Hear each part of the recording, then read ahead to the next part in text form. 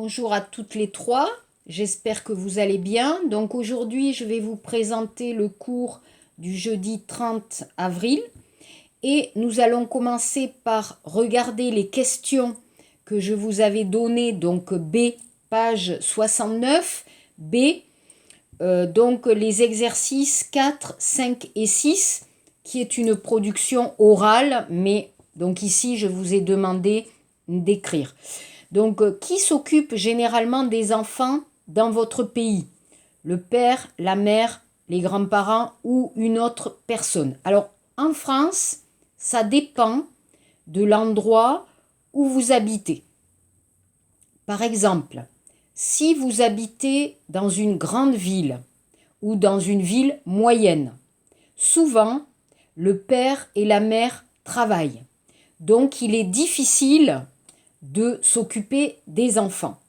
Donc, les enfants vont aller à l'école, mais les petits-enfants vont aller donc à la garderie, donc très petits. Tagaso, vous avez le système de la garderie qui est souvent public et on va mettre le petit enfant à la garderie. D'accord? Ou si c'est possible et si ce n'est pas trop cher, vous allez chercher une personne, Yumo, pour garder vos enfants. Mais souvent, les Français qui travaillent préfèrent la garderie parce qu'il y a plus de sécurité. D'accord? Mais si vous trouvez une personne qui est très bien et qui s'occupe bien des enfants, c'est possible aussi. Donc vous avez deux systèmes possibles, la garderie ou on dit en français une assistante maternelle qui s'occupe des petits-enfants ou aussi après l'école, c'est possible. Alors, parfois, il y en a, des femmes ne travaillent pas. Pendant 1 an, 2 ans, 3 ans, c'est possible. Donc parfois, la maman s'occupe des enfants. Elle est femme au foyer, Djoubou, donc c'est possible. Ou possible en France aussi, le père qui ne travaille pas, qui reste à la maison et qui peut s'occuper des enfants. Il y a beaucoup d'exemples en France comme ça. Les grands-parents. Alors, dans les grandes villes, c'est difficile, c'est compliqué. Mais dans les petites villes ou même les campagnes, vous avez encore les grands-parents qui peuvent s'occuper des enfants. C'est gratuit et peut-être c'est plus pratique pour les parents. Donc souvent les parents décident d'habiter à côté des grands-parents pour être aidés et pour s'occuper des enfants. Voilà la situation en France. 5. Chaque parent a-t-il un rôle précis? Lequel? C'est une question un peu difficile. Oui, normalement, le père s'occupe différemment. Alors, en France, en Corée, par exemple, en Corée, le père était souvent à l'extérieur ou au travail. Donc, le père n'avait pas beaucoup de temps pour s'occuper des enfants. Et la mère restait à la maison. Donc, c'était souvent la mère qui s'occupait un peu de l'éducation des enfants. Mais en Corée, vous avez aussi les instituts, les hagwon, qui s'occupent de l'éducation. Donc, la Corée, c'est encore un peu spécial. Mais en France, il n'y a pas de rôle vraiment défini et précis. Par exemple, le papa peut faire le ménage ou faire la cuisine et la maman travailler et rentrer tard le soir. Donc le papa peut aller à l'école chercher les enfants ou la maman, ça dépend. Aujourd'hui, il n'y a plus de rôle très précis comme autrefois dans le système traditionnel. C'est un peu plus ouvert, un peu plus libre aujourd'hui. Alors vous, je ne sais pas pour votre famille, hein, ça dépend. Bien sûr, ça dépend des familles. En France aussi, il y a des familles traditionnelles. Donc ça dépend. Hein, ça dépend du système de la famille, ça dépend du travail. Si vous travaillez, si vous ne travaillez pas. Donc ça dépend. Mais c'est vrai, le rôle du père ou de la mère n'est pas le même dans la famille. Mais par exemple, pensez aux familles monoparentales, single mom par exemple.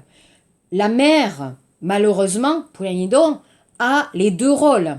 La maman seule et en même temps père et mère. Donc c'est assez difficile. C'est pour ça que souvent, les enfants qui n'ont habité qu'avec leur mère, parfois, sont des enfants qui ont des problèmes dans la société, qui peuvent avoir aussi des problèmes à l'école. Donc, peut-être qu'il faut un rôle paternel du père et un rôle maternel pour la mère, qui n'est pas le même. Et donc, peut-être les enfants ont besoin des deux parents pour bien grandir. Voilà. 6. Y a-t-il eu une évolution, un changement du rôle du père et de la mère ces dernières années? Oui. En France, bien sûr, mais en France depuis longtemps. En France, et depuis les années 70, il y a eu une révolution un peu culturelle, sociale, politique qui s'appelle mai 68, 1968, mai 68. C'est une grande révolution sociale où la femme va être plus libre et le divorce va être accepté.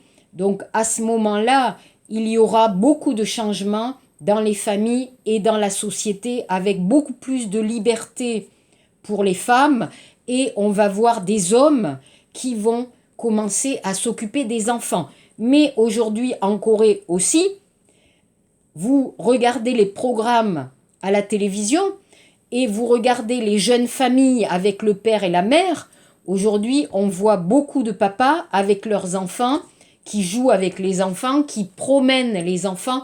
Donc la société coréenne aussi est en train de changer et d'évoluer. C'est tout à fait normal, parce qu'aujourd'hui, en Corée, les femmes veulent travailler. Donc, avec le travail des femmes, bien sûr, la société va changer et le rôle du père et de la mère va aussi évoluer et changer. Voilà. Alors, j'attends vos réponses pour voir quelles sont vos idées. Alors, on va changer un peu de sujet et on va s'intéresser à l'éducation. D'accord? Donc, je vais lire le texte et après, on va voir le sens du texte et les questions. L'éducation à la française, un modèle outre-Atlantique. Dans un livre, une Américaine s'enthousiasme pour ces petits Français si bien élevés. Le livre de la journaliste Pamela Druckerman, intitulé French Children Don't Throw Food, les enfants français ne jettent pas leur nourriture, paru ce mois-ci, suscite moult commentaires et controverses dans les journaux anglo-saxons. Dans ce livre, déjà parmi les meilleures ventes sur Amazon en Angleterre, cette mère de 3 enfants, vivant à Paris, se demande comment les Français réussissent à aussi bien élever leur progéniture, contrairement à ses compatriotes qu'elle juge laxistes. Pourquoi les enfants français mangent-ils avec obéissance ce que l'on met dans leur assiette? La journaliste s'émerveille de ce qu'ils disent bonjour aux adultes, même inconnus, qu'on leur présente, et de ce qu'ils font, ni pas de scandale, ni dans les restaurants, ni au supermarché.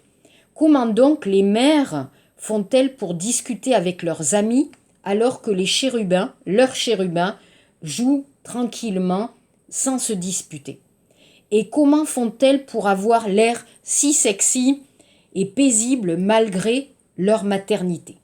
Pour Pamela Druckerman, la clé du succès de l'éducation à la française, c'est une combinaison de règles rigoureuses concernant la nourriture, les horaires des repas et l'heure du coucher. À l'inverse des parents américains, attentifs, selon elle, au moindre désir de leurs enfants. Elle estime que les Français ne répondent pas immédiatement à leurs demandes et leur apprennent ainsi la frustration et l'autodiscipline.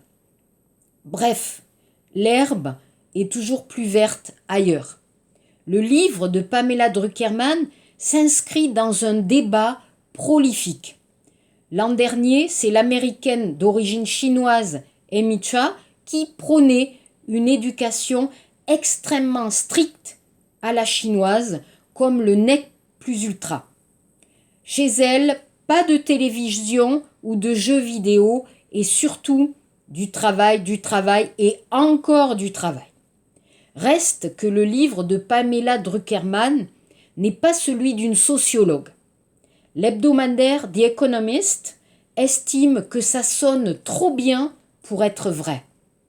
Il la soupçonne de se cantonner aux familles françaises aisées de Paris et de lui conseiller d'aller visiter la banlieue française pour y vérifier si les « bonjour madame » y sont vraiment pratiqués.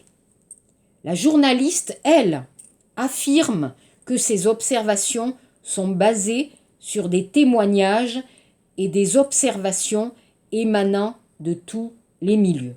Alors, pourquoi j'ai choisi ce texte? D'abord parce que l'éducation est très très importante et aussi que vous êtes dans le département de pédagogie, dans la faculté de pédagogie, donc vous-même, vous vous intéressez à l'éducation et ce texte, à mon avis, est assez intéressant pour réfléchir aux questions de l'éducation. Qu'est-ce que l'éducation?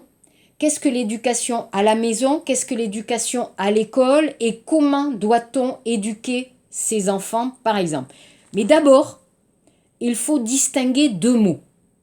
Les deux mots, éducation, qui signifient aussi apprendre les règles, les bonnes manières, les codes dans la famille et en société. D'accord? Parce qu'en Corée, kyuyuk, on pense l'école. Mais avant l'école, vous avez le travail des parents qui est d'enseigner, karuchida, la façon de bien vivre et la façon d'avoir les meilleures règles pour pouvoir vivre en société. Ensuite, vous avez le mot instruction. L'instruction, c'est différent. L'instruction, vous allez apprendre des connaissances en coréen, en géographie, en histoire, en anglais, etc. Tout ce que vous apprenez à l'école, qui vont vous aider à comprendre le monde et à pouvoir vivre aussi dans la société et à pouvoir travailler dans la société. Ça, c'est le travail de l'école. Mais il y a aussi le travail des parents. D'accord? Donc ça, c'est très important de voir la différence entre éducation. Alors, le mot educare, en latin, veut dire conduire. C'est-à-dire, imaginez, vous avez papa-maman avec les enfants et on va aider nos enfants un moment pour apprendre des choses et après, les enfants vont pouvoir grandir et être capables d'être des adultes qui peuvent vivre dans la société. L'école aussi, mais l'école va plutôt donner un enseignement de connaissances variées pour vous aider à comprendre le monde et à pouvoir travailler dans ce monde. Alors, je voulais aussi parler un peu de l'éducation à la française. Alors, c'est un peu paradoxal. Il y a un grand paradoxe. En France, nous avons un système qui est encore traditionnel, autoritaire et catholique, qui est un système avec beaucoup de règles à respecter pour les enfants. On va voir, par exemple, un enfant doit apprendre à tout manger. Les parents vont dire, tu dois tout goûter. D'accord? Même si tu n'aimes pas, tu dois essayer. Aussi, par rapport au coucher, l'enfant ne peut pas dormir comme il veut.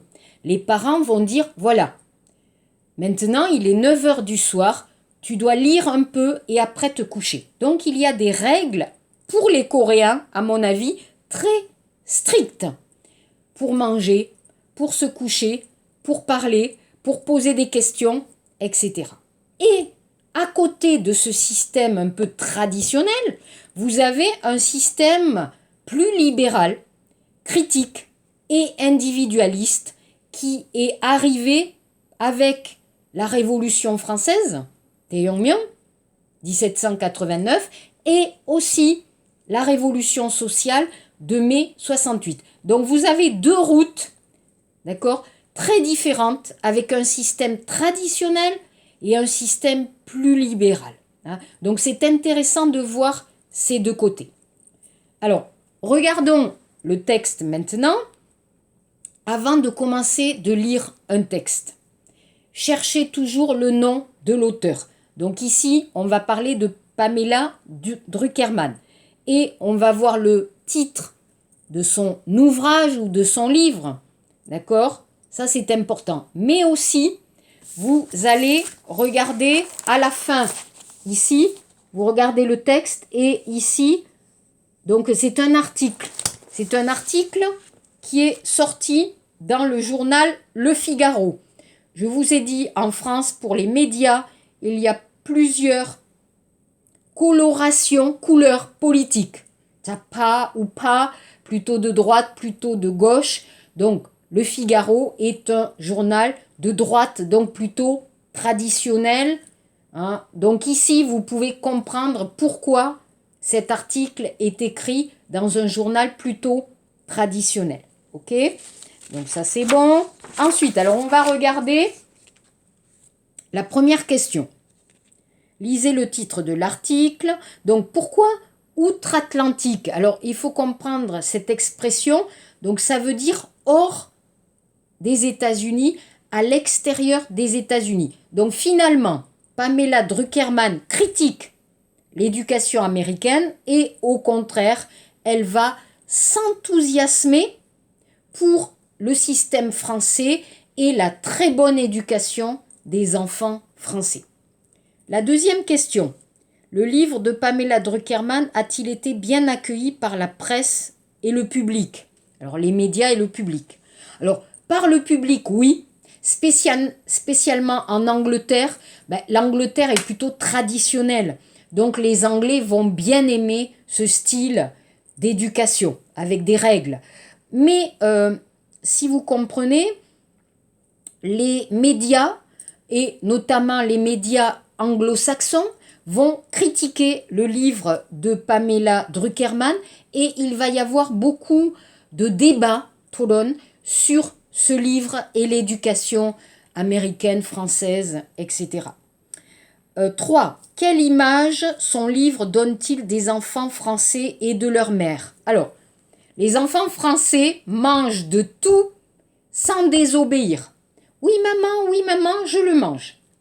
Ils sont polis avec les autres, même les inconnus. Bonjour monsieur, bonjour madame, merci. Et restent très calmes dans les lieux publics.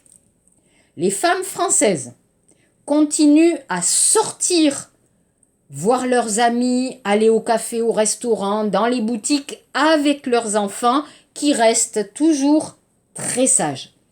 Les femmes françaises aussi, quand elles sont enceintes, imsin, d'accord, ou après, restent toujours jolies, libres, sexy, bien habillées, pas grosses. Vous imaginez l'image.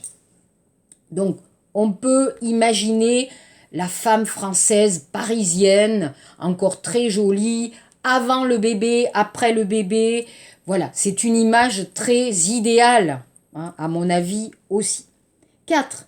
Quelles sont les différences entre l'éducation à la française, à l'américaine et à la chinoise? Alors, l'éducation française, vous avez compris, il y a des règles sur la nourriture, l'heure pour manger, l'heure pour dormir. Il y a un apprentissage de l'obéissance, il faut obéir. Il y a un contrôle à la maison et à l'extérieur. Et par exemple, les parents français ne vont pas tout accepter. Est-ce que vous avez compris le mot frustration? Exemple, un enfant coréen demande « Ah maman, je veux ton téléphone portable, je veux jouer aux jeux vidéo ». Les parents français, les bons parents français vont dire « Non, maintenant tu manges, ok ? Ou tu fais tes devoirs ». Donc on va habituer l'enfant à ne pas toujours recevoir ce qu'il demande ou avoir ce qu'il désire. C'est ça la frustration.